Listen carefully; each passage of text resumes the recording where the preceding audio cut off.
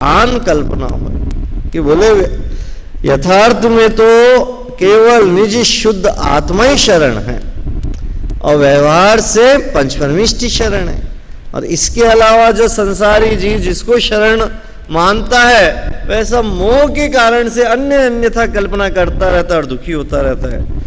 तो यहाँ पर संसार में उन अज्ञानता के अभाव को करते हुए ज्ञानी किसको नमस्कार करे कि बोले मैं मुझको ही नमस्कार करता हूँ। जो हमारे तीर्थंकर परमात्मा होते हैं, जो जब गृहस्थ अवस्था से जब वह जंगल में जाते हैं और जब वह दिगंबर अवस्था को ग्रहण करते हैं तो उस समय वह किसको अपना गुरु मानते हैं? बोले मैं स्वयं ही मेरा गुरु हूं, सिद्ध परमेष्टि को ओम नमः सिद्धेभ्यः, और अपने स्वभाव को मानते हुए और उसी में लीन हो जाते हैं। तो ऐसे यहाँ पे आचार्य देव कहते हैं इस संसार में मेरे से उत्तम कोई नहीं है, मेरी आत्मा से, उससे अलावा कोई मंगल नहीं और उसके अलावा कोई भी शरण नहीं है। और श्लोक में क्या लिखते हैं? अप्रमत्त योगी को वही एक आचार है, वही एक आवश्यक क्रिया है तथा वही एक स्वाध्याय है। ये जो मुनिराज हैं, जो छठे गुणस्थानवर्ती मुनिराज हैं, सातवें गुणस्थानवर्ती मुनिराज हैं, उनके लिए क्या है आचरण?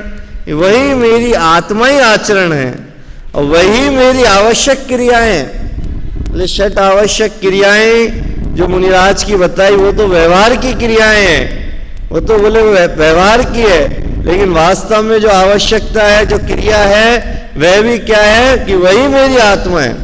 और स्वाध्याय भी क्या है कि वही मुझको मेरी आत्मा का स्वाध्याय करना है। मतलब यहाँ पर आचार्य कुनकुन देव की गाथा को आचार्य पद्मनंदी देव अपने श्लोक के माध्यम से और स्पष्ट करते हैं, क्योंकि आचार्य कुनकुन देव की जो गाथा है कि वास्तव में जो मेरी आत्मा है वही सब कुछ है, ज्ञान, दर्शन, चरित्र, प्रत्याख्यान, संयम, संवर, सभी वही आत्मा है। इसके अलावा संसार में कोई भी व्यवहार की क्रिया मेरे लायक है ही नहीं। तो वही उसी चीज को यहाँ पे आचार्य कुनकुन देव की चीज को आचार्य पद्मनंदी देव भी बताते हैं कि बोले इस संसार में जो मुनिराज हैं, जो सातवें गुणस्थानवर्ती मुनिराज जो अपने शुद्धोपयोग के बल पे जो श्रेणी मान रहे हैं, उनके लिए भी आचार क्या है? वही मेरी आत्मा आचरणने के लिए योग्य है, वही मेरी आवश्यक क्रिया है और वही मेरी स्वाध्याय है। अब मुझे इस संसार में अपने उपयोग को कुछ शुभ भाव के अंदर नहीं लगाना। मतलब ये तो शुभ भाव की क्रिया है, मुनिराज की जो व्यवहार की षट आवश्यक, स्वाध्याय, संयम, तप आदि क्रियाएं, तो वह शुभ भाव की क्रिया से मेरे को केवल संसार के ही आश्रय होने वाला है।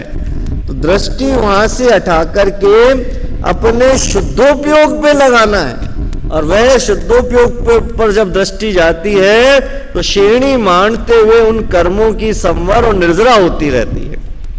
और क्या बताते हैं? इसी 100वीं गाथा की टीका पूर्ण करते हुए मुनिराज 2 श्लोक कहते हैं। जो पद्म प्रभु मलधारी देव मुनिराज है वह 2 श्लोक कहते हैं, जो क्या है उसको श्लोकार्थ पढ़ते हैं। मेरे सहज सम्यक दर्शन में, शुद्ध ज्ञान में, चारित्र में, सुकृत और दुष्कृत रूपी कर्म द्वंद्व के संन्यास काल में, अर्थात प्रत्याख्यान में, संवर में और शुद्ध योग में, शुद्धोपयोग में वह परमात्मा ही है। अर्थात सम्यक दर्शन आदि सभी का आश्रय अवलंबन शुद्ध आत्मा ही है। मुक्ति की प्राप्ति के लिए जगत में अन्य कोई भी पदार्थ नहीं है, नहीं है। जब यहाँ पे छंद में क्या लिखा लास्ट का? नैच नैच, कि अल्लाह इतना दृढ़ता पूर्वक कह रहे हैं कि नहीं है, नहीं है। कौन नहीं है? मेरी आत्मा के अलावा संसार में और कोई भी मेरे को अवलंबन के लिए है ही नहीं। वही से सम्यक दर्शन है, वही ज्ञान है, वही चरित्र है। और संसार में जो सुकृत और दुष्कृत रूप जो कर्म द्वंद चल रहा था, क्या कि कभी शुभ परिणाम करूं कभी अशुभ परिणाम करूं, उनका क्या किया, संन्यास काल, उनका क्या हुआ, प्रत्याख्यान, उनका त्याग हुआ। उनका त्याग हुआ तो क्या प्रकट हुआ, संवर और उपयोग कहां गया, शुद्ध में। शुद्ध उपयोग में वही परमात्मा है और वही अवलंबन करने योग्य है। मुक्ति की प्राप्ति के लिए जगत में अन्य कोई पदार्थ नहीं है। जब मुनिराज इस संसार से वैराग्य ले चुके हैं, इन संसार की क्रियाओं से दूर हो चुके हैं, तो क्या प्रकट करना है उनको, अपने मुक्त स्वभाव को प्रकट करना है। अब बोले अब मुक्त स्वभाव की प्रकटता के लिए मेरा अवलंबन क्या हो, बोले कोई भी संसार का अन्य पदार्थ, अन्य ज्ञेय कोई भी मेरे लिए अवलंबन की आवश्यकता ही नहीं है। तो क्या है, बस मेरा आत्मा ही, वही सम्यक दर्शन, वही ज्ञान, वही चारित्र, वही संवर, वही प्रत्याख्यान। इसके अलावा और कोई भी मुक्ति का हेतु ही नहीं है। नहीं है, नहीं, दो बार लिखा, दृढ़ता करके लिखी, न च को अपि अन्य अस्ति, कोई भी नहीं है किसके लिए, मुक्त पदार्थ है। ये मुक्ति के मार्ग के लिए और कोई भी पदार्थ इस संसार में है ही नहीं है। इतनी दृढ़ता किसके बल पर लिखते हैं, निज आत्मा की वैभव की प्रगटता के बल पर। अज्ञानी संसारी जीव को या संसार में कोई क्षोक्षम ज्ञान का धारी हो तो बोले वह उसको तो संसार में बहुत सारे अवलंबन दिखते रहते हैं कि बोले संसार में मेरे को दुख मिलता है तो दुख को दूर करने के लिए मैं संसार में बहुत सारी सामग्री को ढूंढता रहता हूं। लेकिन ये आचार्य देव कहते हैं बोले अगर तेरे को संसार के दुखों से दुखी है, उनसे मुक्त होना चाहता है, तो मुक्ति का अवलंबन क्या है, एकमात्र तेरा केवल शुद्धात्मा ही है। वह शुद्धोपयोगी तेरी शरण है, वही तेरा ज्ञान, वही तेरा आचरण है। इसके अलावा संसार में और कोई भी तेरे लिए ग्रहण करने योग्य ही नहीं है। और आगे वाला एक और 136 नंबर के श्लोक में बताया कि जो कभी निर्मल दिखाई देता है, कभी निर्मल तथा अनिर्मल दिखाई देता है, कभी अनिर्मल दिखाई देता है, और इससे अज्ञानी के लिए जो गहन है वही निज ज्ञान रूपी दीपक की जिसने पाप तिमिर को नष्ट किया है, वह सत्पुरुषों के हृदय कमल रूपी घर में निश्चल रूप से संस्थित है। ये जो क्या है कि जो कभी तो निर्मल दिखाई देता है, कभी निर्मल अनिर्मल दिखाई देता है, कभी अनिर्मल दिखाई देता है। ये अज्ञानियों के लिए संसार के क्रिया कैसी है कि कभी तो वह उसको निर्मल जैसी दिखती है, मतलब कभी तो उसको जो अज्ञान दशा के अंदर कभी तो उसको लगता है कि अब यह क्रिया मेरी निराकुल जैसी क्रिया हो गई। कभी क्या नजर आता है कि उसको फिर आकुलता नजर आती है, कभी निराकुलता आकुलता मिश्रित रूप से नजर आती है। तो ये सब किसके कारण से हो रहा है, अज्ञानता के गहन अंधकार के कारण से। ये जो जीव इस संसार में अज्ञानता को अपना रखा है, उसको संसार की क्रियाओं में ही निर्मल अनिर्मलता नजर आती है। लेकिन ज्ञानी क्या है, वही निज ज्ञान रूपी दीपक से अपने निज आत्मा का जिसने वैभव प्रकट कर लिया है, उसके अवलंबन को लेकर के उसने क्या किया है, इस पाप तिमिर को नष्ट कर दिया है। ये जो संसार का जो पाप रूपी जो अंधकार है, उसको जिसने नष्ट कर दिया है, किसके बल से, निज आत्मा के दीपक के बल से। यहाँ उपमा दी, निज आत्मा का जो दीपक है, अर्थात जिसके अंदर इतना चैतन्य में ज्योति है जो प्रति समय स्फुरायमान हो रही है, प्रति समय प्रकट हो रही है, देदीप्यमान है। वह देदीप्यमान ज्योति स्वरूप निज आत्मा, उसने किसको नष्ट कर दिया है? पाप तिमिर को नष्ट कर दिया है। ऐसा जो पाप तिमिर को नष्ट कर दिया है, वह निश्चल रूप से किसके हृदय में है? वह ज्ञानियों के हृदय में प्रति समय संस्थित है, हमेशा विद्यमान है। और अज्ञानियों के क्या विद्यमान रहता है? अज्ञानियों के अज्ञान तिमिर रहता है। वो अंधकार के अंदर ही उजाले की खोज करते रहते हैं। मतलब अंधकार के अंदर जा रहे हैं और वहां पर क्या विचार करते हैं? यहां पर मेरे को सुख मिल जाए, यहां मेरे को सुख मिल जाए। जैसे कोई व्यक्ति कोयले की खदान में जाए और कोयले की खदान में जाकर के यह विचार करे कि मेरे को एक बूंद काली मां का कोई छींटा नहीं लगना चाहिए। बोले भैया तू कोयले की खदान में और निष्कलंक रहना चाहता है, निर्मल रहना चाहता है, तो ये असंभव बात है। यदि तेरे को निष्कलंक होना है, तेरे को निर्मल रहना है, तो उस कोयले की खदान से बाहर आ, तब तू अपने निर्मल स्वभाव की प्रकटता करेगा।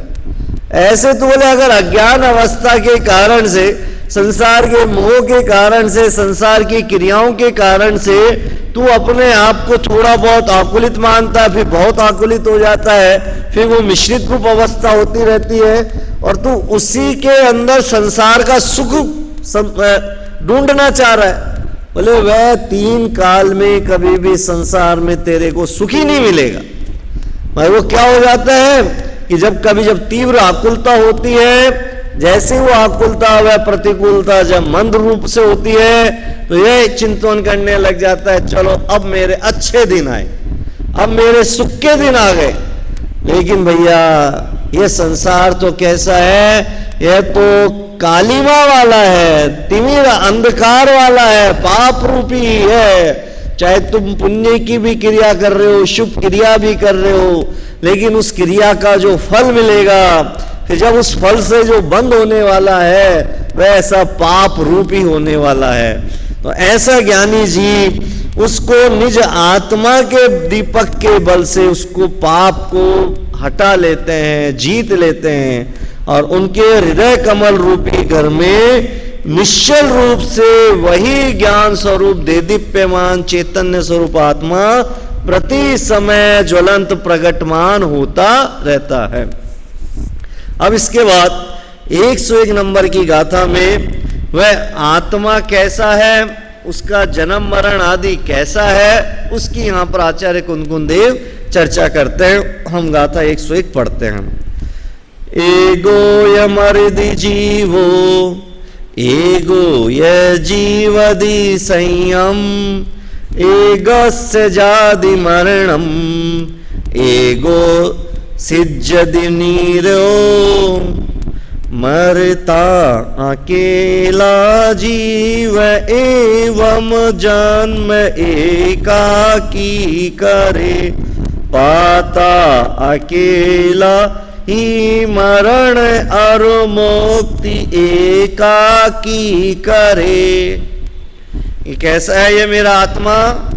इस संसार के अंदर ये जीव अज्ञानता के कारण से, संसार परिभ्रमण के कारण से बहुत साथी सगों को अपना मानता रहता है कि मेरे को संसार के अंदर मेरे को कोई बचा लेगा, मेरे को कोई जन्म दे देगा, या मेरा कोई हित कर सकता है, मेरा वह मित्र है, मेरा वह बचावनहार है।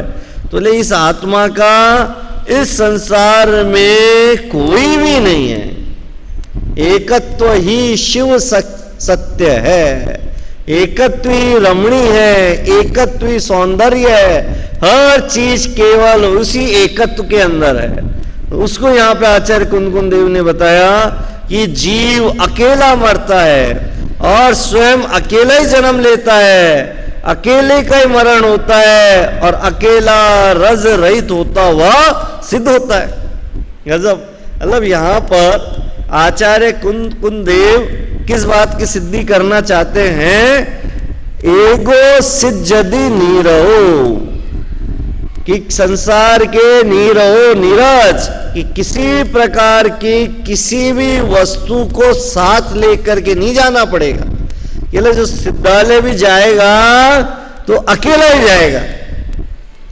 जन्म मरण की गाथा तो समयसार आदि के अंदर भी है, लेकिन यहाँ पर आचार्य कुनकुन देव मुनिराज की खुद के लिए लिखे ना नियम सार ग्रंथ, संसार की किसी अन्य जीवों के हिसाब से नहीं लिखा, खुद के लिए लिखा है।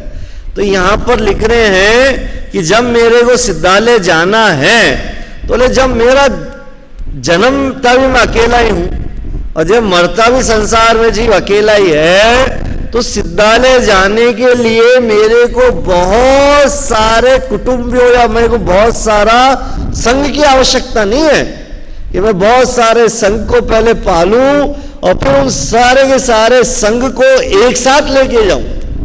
बोले जब मेरा मोक्ष जाना है, मेरे को सिद्धालय जाना है, तो जैसे संसार की जन्म मरण की अवस्था अकेले जीव की होती है, वैसे ही सिद्धालय के अंदर भी यह अकेला ही जाता है।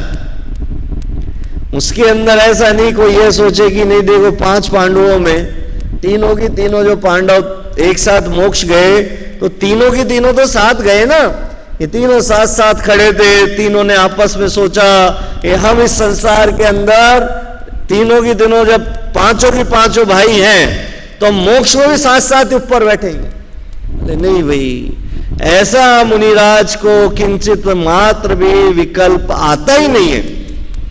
क्यों नहीं आता है? अगर मुनिराज को ऐसा विकल्प आ जाए, ये मेरा भाई है और हम जिस प्रकार से संसार के अंदर साथ साथ रहे तो हम मोक्ष भी साथ साथ ही चलते हैं। बोले अगर वह भातृत्व जैसा शुभ परिणाम रह गया तो वह शुभ परिणाम का उदय उन 2 पांडवों के ऊपर आया और वह कहां पे अटक गए? इस सर्वार सिद्धि के अंदर ही अटक गए। इतना सा शुभ परिणाम। तो बोले यहां पर आचार्य कुनकुन देव उसी चीज को बता रहे हैं कि भैया इस संसार में मेरा कोई भी सगा नहीं है, ना कोई मेरा हित करने वाला शत्रु है, ना कोई मेरा हित करने वाला मित्र है, बंधु है, जिसके लिए मैं ये विचार करूं कि अनंत काल तक हम दोनों जब संसार में साथ थे तो मुक्त अवस्था में भी हम साथ साथ ही चलेंगे। जब रामचंद्र जी जब दिगंबर अवस्था धारण कर ली और जब वे अपने श्रेणी मान रहे थे, बिल्कुल ध्यान में मग्न थे, तो सीता जी का जीव जो कि प्रतिन्द्र हो गया था, तो वह जीव रागवश आया। रागवश आए और उस जीव ने क्या विचार किया कि हमारी कितने भाव की प्रीति साथ साथ चल रही है। तो बोले ऐसा तुम क्यों विचार कर रहे हो? बोले 2 भाव और ले लो, अभी से ही तुम क्यों श्रेणी मान रहे हो, अभी क्यों सबक श्रेणी में चढ़ रहे हो? थोड़े समय इस भाव में तुम वापस से आ जाओ, तुम भी इंद्र बन जाओ, फिर अगले भाव में फिर हम दोनों साथ साथ मोक्ष चलेंगे। तो क्या रामचंद्र जी ने उसके बाद थोड़ा बहुत कान का उपयोग लगाया होगा कि चलो भाई हमारा इतने समय का मिलन साथ में था, मैंने इस भाव में तो तेरे को दुख दिए हैं, मैंने तेरे को पर समाज के कहने की लांछन के कारण से तेरे को दूर कर दिया, अब एक भाव में तेरे लिए और ले लेता हूं।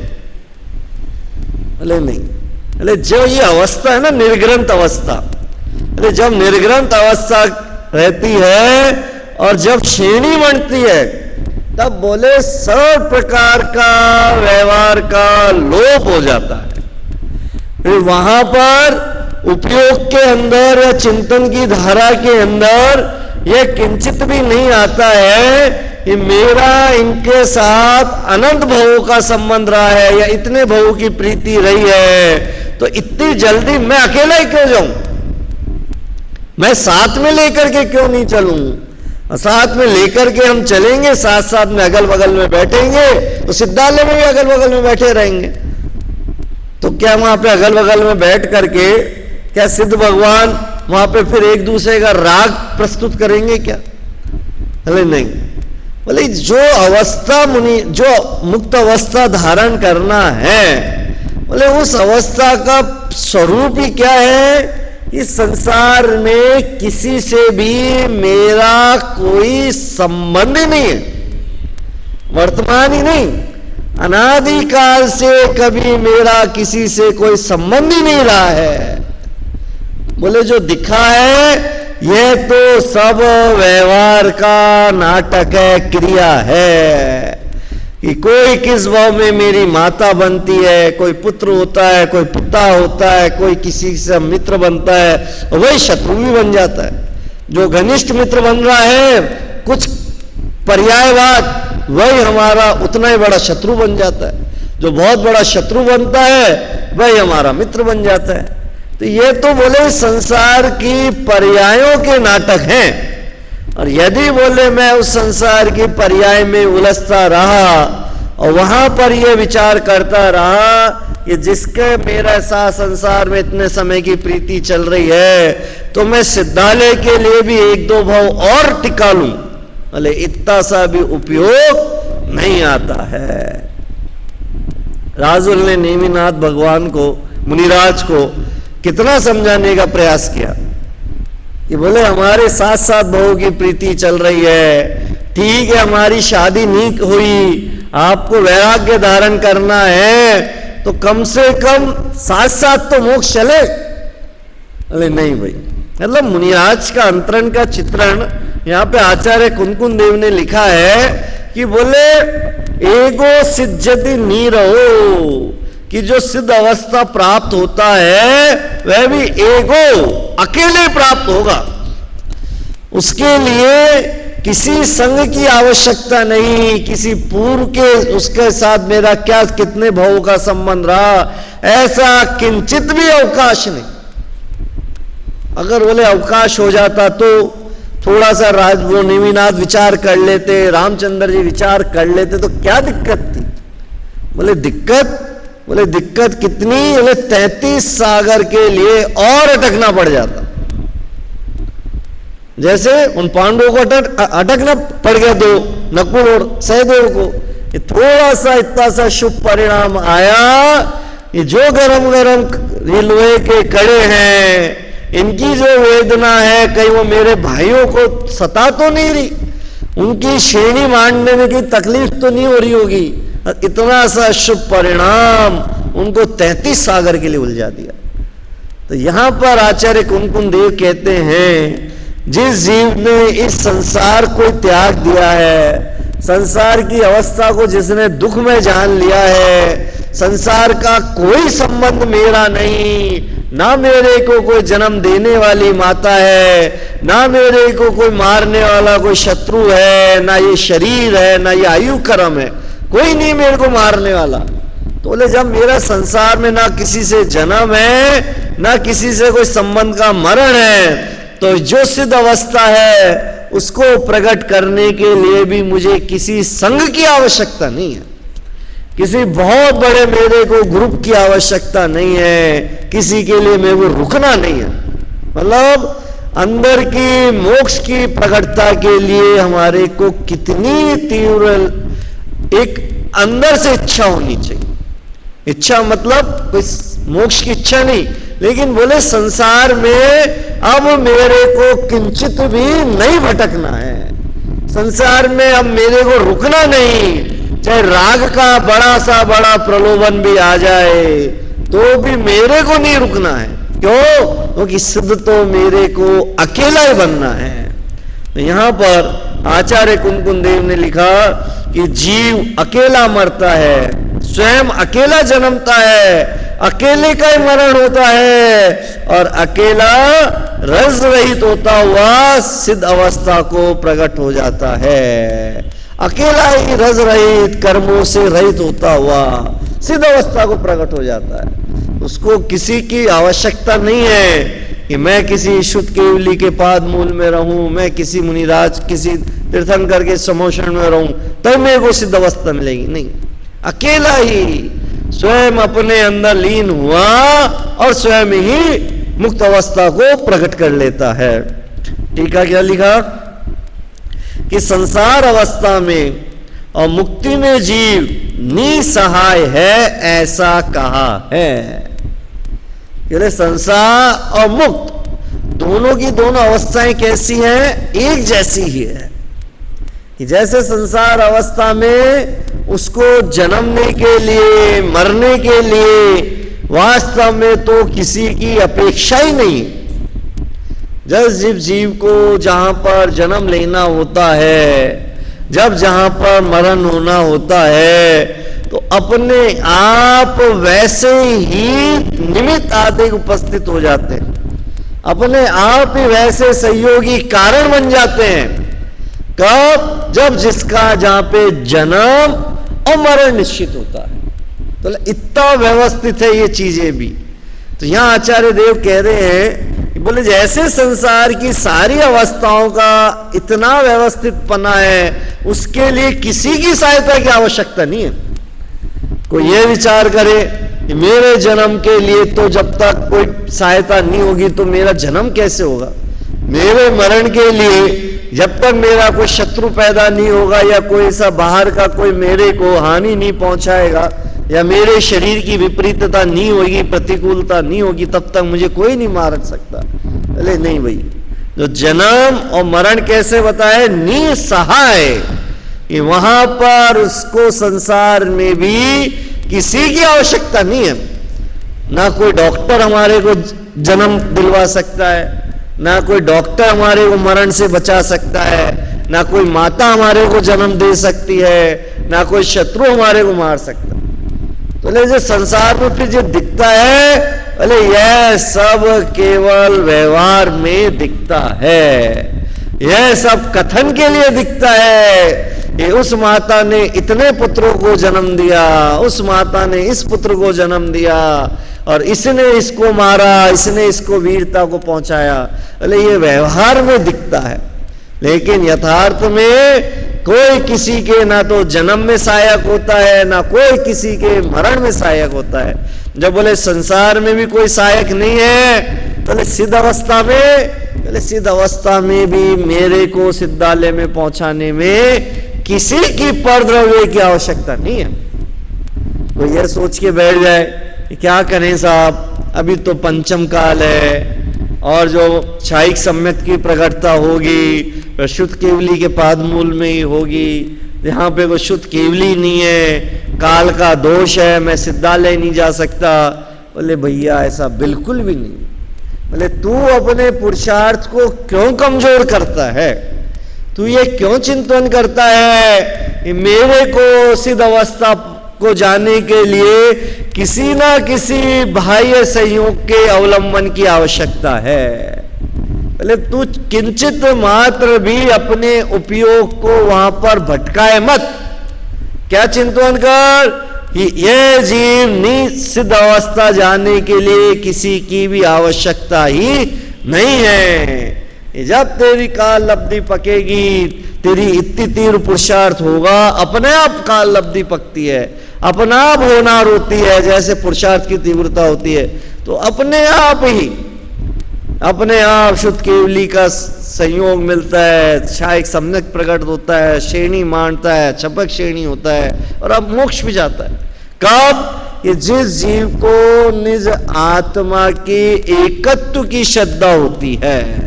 यहाँ एकत्व के बारे में बता रहे हैं कि जब तक ये जीव अपने आप को संसार में अन्यत्व रूप से मानेगा, अन्य का अपना सहयोगी मानेगा या अन्य से अपनी क्रिया मानेगा, तो बोले वह एक संसार में ही रहने वाला है। और जब इस जीव को पता चलेगा कि एकत्व ही शिव सत्य है, एकत्व ही शिव सुख है, एकत्व ही शिव रमणी है, कि हर चीज केवल इस मेरे एकत्व में ही है, तो बोले मेरे को संसार में कहीं बाहर दृष्टि रखनी नहीं है। बोले जहां मैंने संसार में दृष्टि डालता हूं वहां तो संसार में बहुत सारे अन्यत्व बहुत मेल मिलाप ही दिखते हैं, अनेकत्व दिखते रहते हैं, तो संसार को उलझाने वाले ही हैं।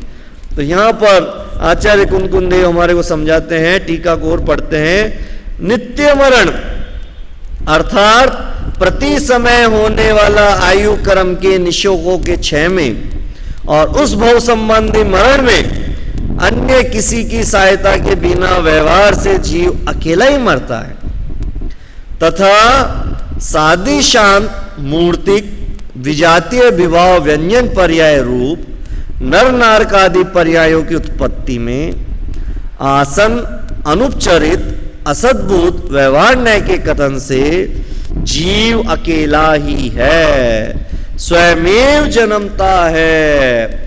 सर्वबंधु जनों से रक्षण किया जाने पर भी महाबल पराक्रम वाले जीव का अकेले का ही अनिश्चित होने पर भी स्वयमेव मरण होता है। अकेला ही परम गुरु के प्रसाद से प्राप्त स्वात्माश्रित निश्चय शुक्ल ध्यान के बल से निज आत्मा को ध्याकर रज रहित होता हुआ शीघ्र निर्वाण प्राप्त करता है। कैसा है? नित्य मरण में और उस भव संबंधी मरण में। ये आचार्य देव की जो टीका है उसमें एक बहुत अच्छी बात बताई, नित्य मरणे और तद्भव मरणे। ये नित्य मरण कैसा? ये प्रति समय यह जीव नित्य मरण कर रहा है। हम सब यहां पे बैठे हुए हैं, हमारा क्या चल रहा है? नित्य मरण। किस अपेक्षा से? ये प्रति समय हमारे आयु के कर्म का जो निषेक है वह खिरते जा रहे। जैसे मान लीजिए किसी ने 90 साल की आयु के निषेक बांध रखे हैं और अभी वो 60 साल का है, 50 साल का है, 10 साल का है, तो जैसे जैसे जैसे उम्र बढ़ रही है तो आयु के कर्मों का निषेक होता रह रहा है। तो उसको यहां पे कहा गया नित्य मरण। नित्य तेरा तो मरण हो ही रहा है। और व्यवहार से भव संबंधी मरण, ये जो भव संबंधी होता है, जो व्यंजन पर्याय है, नर नारकादि त्रियंच आदि पर्याय है, वो जो जाति है उसको व्यवहार से मरण कहा जाता है। कि अब इसका मनुष्य देह का मरण हो चुका है, अब इसका त्रियंच का हो चुका है, तो ये व्यवहार से मरण। इसके लिए बताया कि यहां पर अन्य किसी की सहायता के बिना जीव अकेला ही मरता है। केवल जो नित्य मरण हो रहा है और जो व्यवहार मरण भी हो रहा है, तो इस मरण में भी अन्य की किसी की सहायता की आवश्यकता ही नहीं। बोले जब कोई मेरे रोग आएगा या मेरा कोई एक्सीडेंट होगा तब मैं मरूंगा। बोले नहीं, बोले जब जैसा तेरा मरण है उसमें किसी बाह्य के कोई सहायता की जरूरत ही नहीं, क्योंकि प्रति समय जो तेरा नित्य मरण भी हो रहा है और जब वो भव मरण का, जब सारे आयु के कर्मों का जिस समय अंत निषेक रहेगा तो उसमें कोई भी तेरे को मारने में कोई बाह्य की जरूरत ही नहीं, तू अपना आप ही जाने वाला है। ऐसे ही सादी शांत मूर्तिक विजातीय विभाव व्यंजन पर्याय रूप नरक नारकादिक पर्यायों की उत्पत्ति में, ऐसे उसके जन्म में भी, कि जो हमारा जन्म होता है नर में, कभी मनुष्य में, कभी नरक में, कभी त्रियंचादिक पर्याय में, बोले वह भी कैसा है? वह भी अनुपचरित असद्भुत व्यवहार न्याय के कथन से वह जीव स्वयं ही जन्मता है। असद्भुत व्यवहार न्याय के अनुसार ये अनुपचरित असद्भुत व्यवहार न्याय का कथन है कि वहां पे जीव को जन्माने वाला कोई भी संयोगी नहीं है, कोई भी माता पिता, ना कोई समूर्छन अवस्था, कोई भी जीव का जन्म मरण नहीं कर सकती है। जब जीव का जिस जगह, जिस योनि में, जिस पर्याय में जो जन्म लिखा हुआ है, जो जन्म देखा हुआ है, निश्चित रूप से उसका वहीं पर जन्म होता है, वहीं पर मरण होता है। ऐसी जिसको श्रद्धा होती है, आचार्य कार्तिकेय देव कहते हैं, वही जीव सम्यक दृष्टि होता है। ऐसी श्रद्धा वाला जीव सम्यक को प्रकट करता है, क्योंकि जीव को यही तो श्रद्धा नहीं है। जीव को तो यही श्रद्धा रहती है कि अरे मेरे को कोई मार देगा, मेरे को बचाओ रे, मेरा शत्रु मेरे पीछे पड़ रहा है, वो मेरा काल रूपी शत्रु आ रहा है, अरे मेरा जन्म नहीं हो पा रहा, वो नहीं हो पा रहा। अरे भैया, तेरे मरण में उपस्थित होने के लिए कोई शत्रु की जरूरत ही नहीं है। क्यों? क्योंकि तेरे मरण में सब असहाय हैं, कोई तेरे को मार नहीं सकता। और ऐसे तेरे जन्माने में भी कोई भी तेरे को जन्म नहीं दे सकता है। तेरा खुद का जन्म होता है, खुद का ही मरण होता है। उसी प्रकार और क्या लिखा, सर बंधुओं जनों से रक्षण किए जाने पर भी महाबल पराक्रम वाले जीव का अकेला ही अनिश्चित होने पर भी स्वयं मरण होता है, और अकेला ही परम गुरु के प्रसाद से प्राप्त स्व आत्मा आश्रित निश्चय शुक्ल ध्यान के बल से निज आत्मा जाकर रज रहित निर्वाण को प्राप्त हो जाता है। कि जो महाबल है सर बंधुजनों के रक्षण करने पर भी, बोले सारे बंधुजन, सारे बड़े बड़े वैद, बड़े बड़े तू महल की दीवारें छड़वा ले, सब कुछ कर ले, इतनी तेरी रक्षा के लिए रह जाए, लेकिन तेरा जब मरण होना होगा तो भी तेरे को बड़ी सी बड़ी रक्षा के उपकरण भी तेरे को नहीं बचा सकते। प्रयास करता है मोही जीव, अज्ञानी जीव बहुत प्रयास करता है कि मेरा वर्तमान ये मनुष्य भाव में मेरा कोई शत्रु मेरा मरण नहीं कर दे। उसके लिए बड़े बड़े किले बना लेता है, जो राजा क्रियाएं बताते हैं कि राजा बड़े बड़े किले बना देते हैं, सेनापति रखते हैं, सब कुछ रखते हैं, लेकिन फिर भी जिसके मरण होना निश्चित है उसको कोई भी नहीं बचा सकता। हमारे वर्तमान में आज से करीब 30-35 साल पहले, कितने 1983 1984 में जो भारत की प्रधानमंत्री थी इंदिरा गांधी जी, इंदिरा गांधी जी की सुरक्षा के लिए कौन थे? सारे सेनापति थे, सब लोग थे, कवच पहनती थी हमेशा, सब चीजें रहती थी, कोई उनको नहीं मार सकता था, मतलब तक प्रूफ कवच रहता था उनकी बॉडी के ऊपर। लेकिन जो मरण निश्चित है, मरण अकेला ही होता है, तो बोले तेरे जो रक्षक है, जब तेरा मरण आता है तो वो रक्षक ही निमित्त बन जाते हैं, है ना। वो तो बचाने के लिए खड़े थे ना वो लोग, तो वो तो उनकी सेवा के लिए थे, वो तो उनको बाहर या शत्रु से रोकने के लिए थे। लेकिन जब मरण आने का समय आ गया है जीव का, तो अपने आप वो कथन होता है, निमित्त को कह दिया जाता है कि उन्होंने मारा, लेकिन वो अपने आप उनकी बुद्धि में वही विकल्प आएगा कि बोले भैया इसलिए हमारे सिक्कों के साथ ऐसा बर्ताव कर रही है, ये वो कर रही है, खालिस्तान नहीं दे रही है, चलो इसी को मार दो। क्यों? क्योंकि भैया उस जीव का मरण होना है। अब मरण होना है तो अपने आप ही वह अपनी आयु से मरते हैं, और व्यवहार से कथन में आ जाता है कि उसने उसको मार दिया।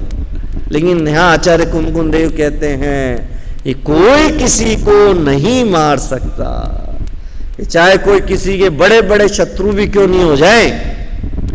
जो हमारे पद्म वो पुराण पढ़ते हैं ना, कोटिभट्ट श्रीपाल, जो कौन से सेठ था वो, रैन मंजूषा पे जो मोहित हुए थे, धवल सेठ, तो धवल सेठ उसको मारने के लिए, श्रीपाल को मारने के लिए उनको कहां फेंक दिया? पानी के अंदर, जहाज में से धक्का दे दिया, ऐसे खतरनाक समुद्र के अंदर जहां पे मगरमच्छ ही मगरमच्छ, जो कि जलचर जीव से भरा हुआ समुद्र है। तो बोले मर जाएगा अब तो, ये तो बोले मारने के लिए भेजा ना उसको। लेकिन जिसका मरण निश्चित है वही जीव मरता है, और जिसका मरण ही नहीं है उसको आप मारने के लिए कितने उपकरण कर दो, हथियार से भी मार दोगे, जलाना भी चाहो समुद्र में भी डाल दो, लेकिन जिसका मरण ही नहीं है उसको कोई नहीं मार सकता। मतलब ये सब बातें हमारे को ये जिनवाणी के माध्यम से समझ में आती है, वरना तो इस संसार के अंदर तो हमारे को मोहियों जीवों को तो यही नजर आता है कि कोई मेरे को बचा सकता है, वह मेरे को मार सकता है। भाई मारना है, चलो भैया इसको मार दो, इसको मारने के लिए ये उपकरण स्थापित कर दे, वो कर दे, भैया तुम कितने उपकरण बना दो, कितने सैनिक लगा दो, लेकिन जिसका मरण नहीं है उसको कोई नहीं मार सकता। और जिसको आप चाहते हो कि मैं इसकी रक्षा करूं, तो यहाँ आचार्य कुंद यहाँ पे देव कहते हैं कि कोई रक्षण करने के लिए बंधुजन लगे हुए रक्षण के लिए, बड़े बड़े वैद्य हकीम को रख लो, डॉक्टरों की पूरी टीम रख लो, तुम अपने घर पे बड़ा सा बड़ा अस्पताल खोल लो, बोले मेरी बॉडी को हर 6 घंटे में चेक करता रहे, भैया मेरी बॉडी में कोई रोग नहीं आ जाए, कोई कीटाणु कोई बैक्टीरिया नहीं आ जाए, मेरे को कहीं मरण नहीं आना चाहिए। वैज्ञानिक यही तो कहते हैं ये देह कब छूटती है कि जैसे इस देह में कोई ना कोई रोग आ जाता है तो देह छूट जाती है। बोले रोग के कारण देह नहीं छूट रही है। बोले अगर रोग के कारण देह छूटने लग जाए तो जितने जो अरबों खरबोपति व्यक्ति हैं जिनके खुद के अस्पताल चलते हैं, उनके पास क्या अस्पताल और डॉक्टरों की कमी है? क्या उनके पास एक्सरे की मशीनों की कमी है? वो हर 6-6 घंटे में, हर 1-1 घंटे में अपने आप को चेक करते रहेंगे, यदि कोई रोग आए तो सही आए और हम तुरंत दवा ले लें। बोले भैया ना कोई तेरे को दवा बचा सकती है, ना कोई तेरे को डॉक्टर बचा सकता है। यदि तेरा मरण है तो वह आना ही निश्चित है।